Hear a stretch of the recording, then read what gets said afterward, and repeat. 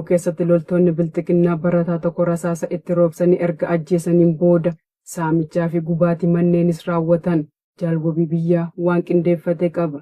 Godina Horroo Guduruu Wallaggaa aanaa Amruu ganda Siddaan Qilxuu Barkallee iddoo addaa Siree Baarii jedhamu keessatti bitootessa 2026 milishoonni biltsiginnaa barataa kutaa salgaffaa kan ta'e dargaggoo maqaan isaa Gaddafaa Soorii jedhamu rasaasa itti roobsuun ajjeesanii jiraachuun maddeen arraata biyyoolessa Oromiyaatti himanii jiru. Barataa kanaa badii tokko malee sababa oromummaa isaa qofaaf erga ajjeesanii boodas maatii isaa jalaa loon 15 uffatanii deemuu maddeen dabaluun himan. Kana malees gandichuma keessaa guyyuma kanaa sirna dhableeyyiin ergamtoota biltsiginnaa kunneen manneen hawaasaa ibidda itti shiduun jumulaan gubanii jiraachuu itti dabaluun eeranii jiru. Namoota manni jalaa gubatee maqaan isaanii Boggeelamuu, Taamiruu Argataa, Gammachuu Argataa, Sooressaa Abdannaa, Margaa Nagaasaa fi Nagaraa Hundee kanneen jedhaman ta'uun ifoomeera. Gochaa kanas milishoota biltsiginnaa sabaan Amaara ta'an of jala hiriirsuun adda durummaan kan raawwachiisee kaabinee biltsiginnaa kan ta'e nama maqaan isaa Fiqiroo Toleeraa jedhamu ta'u maddeen addeessaniiru. Aanaa Aayiraa fi Laaloo Qilee keessatti sochii walitti fufiinsa qabuun hidhattoonni biltsiginnaa leenjii waraanaatti namoota guuraa jiraachuun ifoome. Guutuu gabaasichaaf Jaalkennaa Sabaa. Godina Lixa Wallaggaa aanaa Aayiraa keessatti kaleessa bitootessa 2026 bulchiinsa magaalichaa guyyaan gabaa isaa sanbata kan ture yoo ta'u namoota bittaaf gurgurtaaf gara magaalichaa dhaqan hedduu ukkaamsaa akka turanii fi gandoota garaagaraa keessatti humnoota waraanaa baay'inaan bobbaasuun namoota adamsanii qabaa turuu waraanaa fi lukkeelee faashisti piipin maddeen onichaa arraata biyyoolessa Oromiyaatti himaniiru.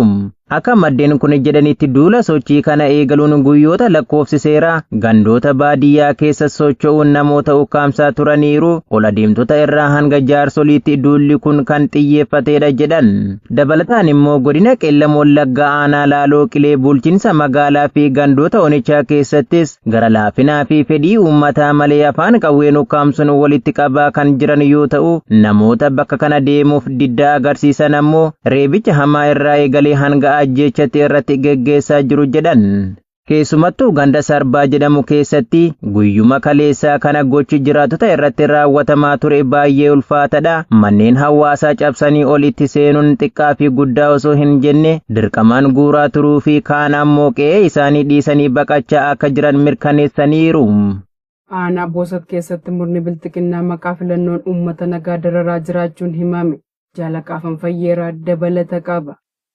Godina Baashaggar aanaa Boosaat gandoota garaagaraa keessatti murni biltsiginnaa maqaa filannootiin uummata nagaa dararaa akka jiran jiraatonni gandichaa arraata biyyoolessa Oromiyaatti himan. Akkaatuma kanaan aanaa Boosaat gandoota garaagaraa kanneen akka Qaawwaa Haraa, Mirqaasaa, Nuuraa Heeraa, Nuuraa Alaagaa, Magaalaa Boofaa, Nayyee Qurquraa, Saaraaf Araddaa akkasumas gandoota maqaan isaanii hin tuqamiin keessatti kaabinoonni gandoota kanneenii jaleewwan isaanii bobbaasuun filannoo impaayirachii keessatti jijjiirama Finfinneef uummata hojii isaanii irraa rakkisaa akka jiran jiraattonni Oromiyaa Naashinaal Miidiyaatti himanii jiru. Bifuma kanaan ganda Nuuraa Heeraa fi naannawaa magaalaa Boolee jedhamtu keessatti kaabinoonni biltsiginnaa saamicha lafaa akkasumas maqaa gibiraatiin uummata dararaa kan jiran hidhattoonnii fi milishoonni akkasumas bulchaa magaalattiin duraanii kan ta'e kan bakka bu'ee Jamaal Amaan Maddaa namoota uummata naannichaarraa miidhaa qaamaa fi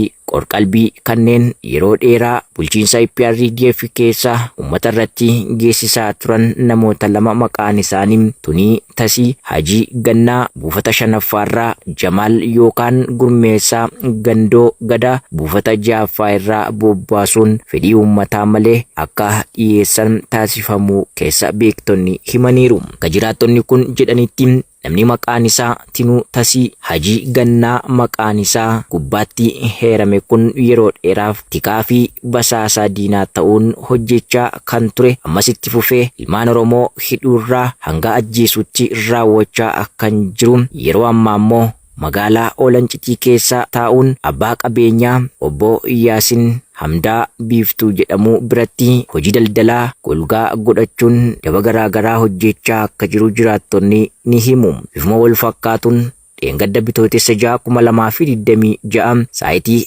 7 irratti ganda Qaawwaa Haraa Mirqaasaa keessatti ergamtoonni murna maafiyaa PP kan akka Rashaad Galatee fi akkaattonni isaa bakka marfata 55ffaa jedhamutti uummata nagaa dirqamaan walgahii baasuun waraqaa eenyummaa dijitaalaa baafadhaatii filannoof of qopheessaa jechuun qeerroo fi qarree akkasumas jaarsaa fi jaartiillee osoo hin hambisiin guuraa kan turan isaan hanqatee isin galaana diimaaf leenjuu diddan waan ta'eef ilaalcha biraa qabdu jechuun hidhattoonnii fi qabdoonni gandichaa uummata nagaa maqaa filannoo gatii hin qabneen dorsisaa akka jiran ni dubbatu. Maqaa dibbee filannoo sobaa dha'aa jiran da'eeffachuun murni bilchiginnaa dinagdeen honga'ee jiru ganda borcataa tulluu diimtuu daandii itoo Jibuutiin gamatti argamu ummaticha saamuuf jecha qotiyyoon akka lafa hin qonne tiraaktira isiniif finnaa maallaqa walitti qabaa ittiin jechuun ummaticha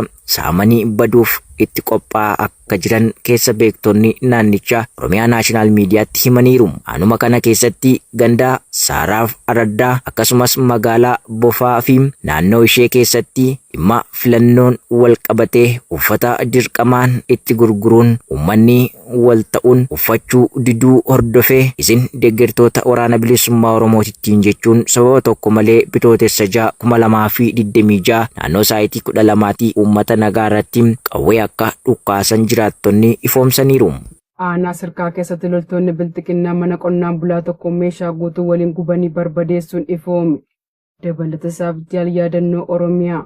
Godina Arsii Bahaa Aanaa Sirkaa ganda Hellaa Waajji iddoo addaa Haanishaa jedhamu keessatti bitootessa 2026 ganama barii toora sa'aatii 3:00 irratti loltoonni biltsiginnaa mana obbo Haaji Abbee Huseen Waaddootti bidda shiduun manaa fi qabeenya hedduu gubanii barbadeessuu jiraattonni har'aata biyyoolessa Oromiyaatti himaniiru. Qabeenyaan qonnaan bulaa kana jalaa gubates mana citaa 3, qamadii kuntaala 4, garbuu kuntaala 6, baaqelaa kuntaala 2, atarii kuntaala 4, baaqelaa ittoof daakame kiiloogiraama 50, damma baaldii 2, daakuu kuntaala 2, siree ciisichaa 4, uffata halkanii 8, lukkuu 8, qullubbii kuntaala 2, hundee diimaa kuntaala 2 fi meeshaalee mana keessaa guutuun akka jirutti wajjin gubatee barbadaa'ee jiraachuu jiraattonni har'aata biyyoolessa Oromiyaatti himaniiru. Namni kun nama tuttuqaa siyaasaa qaama kamiiyyuu hin qabne yoo ta'u, sababanni Oromoo ta'e qofaaf loltoonni kunneen akkuma bartee isaanii Oromummaan yakkanii maqaa deeggaraa waraana bilisummaa Oromooti jedhuun qe'ee fi qabeenya isaa guutuu jalaa barbadeessanii harka duwwaatti hambisanii jiraachuu jiraattonni dabalataan ibsaniiru. Pirezidaantiin Kuubaa walga'ii Tiraamp biyyoota Laatiin Ameerikaa waliin geggeesse niyookolooniyaalizimiidha jedhe. Gabaasa qindaa'eef jaalsabaa fawwaa gaarii. Pirezidaantiin Kuubaa Miguel Diaz Canel walga'iin biyyoota Laatiin Ameerikaa gita isaanii pirezidaantii US Ameerikaatiin Filooriidaatti waamame niyookoloonii akka ta'e dubbatanii jiru.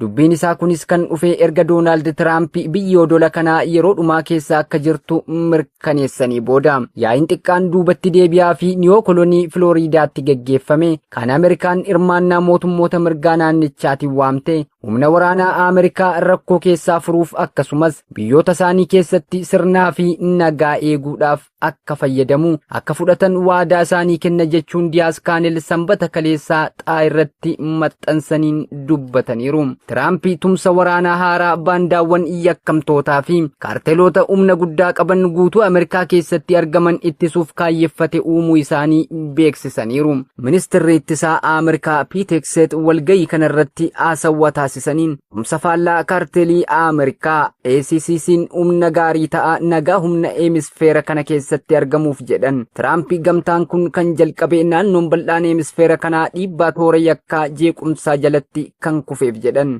Qaqaaliiwwan ilmaan Oromoo reefi gaachana uummata Oromoo waboo wabii saba isaanii dinagdeen jabeessuuf gumaacha godhan haalaan jabeessanii itti fufanii jiru. Haaluma kanaan manneen hundee bilisummaa qarshii 100,000 ABO waboof gumaachuu isaanii gabaasa ajajaa olaanaan ABO nutis galanni keessan bilisummaa ta'uttiin jennaan horaa bulaa deebanaan injifannoon uummata Oromoo.